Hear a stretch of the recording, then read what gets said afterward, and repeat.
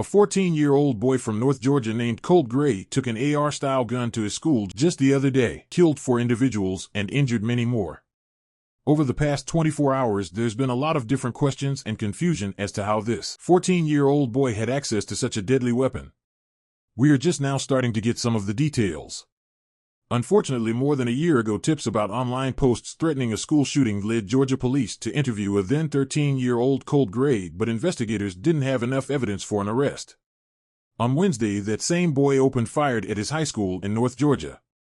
The suspect, Colt Gray, has been charged as an adult in the deaths of Appalachia High School students Mason Schermerhorn and Christian Angulo, both 14, and instructors Richard Aspinwall, 39, and Christina Irami, 53. Other people, 8 students and 1 teacher, were injured and rushed to the hospital. Fortunately, they have been receiving treatment and are expected to recover. It's important to remember that Georgia prohibits minors from owning guns. It's just outrageous that every day in our country, in the United States of America, that parents have to send their children to school worried about whether or not their child will come home alive.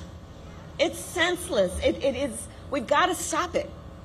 And we have to end this epidemic of gun violence in our country once and for all. You know, it doesn't have to be this way. It's a sick and angry world for a lot of reasons.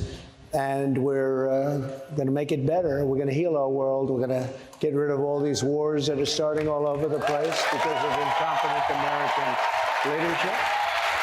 And we're going to make it better. You know, Viktor Orban made a statement. They said, bring Trump back and we won't have any problems. He was... We've got work to do, and I, for one, am sick and tired of hearing about thoughts and prayers rather than actually doing something about it. I say this to all of you. I know guns.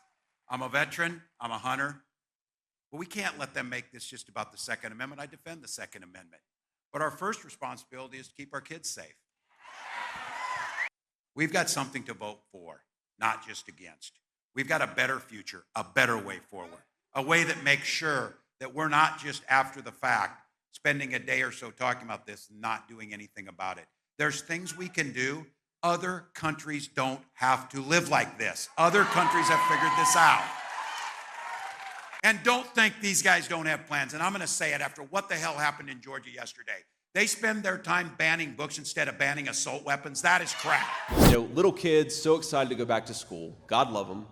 And they're at their first week back from the summer, and an absolute barbarian decides to open fire and take their lives and also a couple teachers. I don't like this. I don't like to admit this. I don't like that this is a fact of life. But if you are a psycho and you want to make headlines, you realize that our schools are soft targets. And we have got to bolster security at our schools so that a person who walks through the front door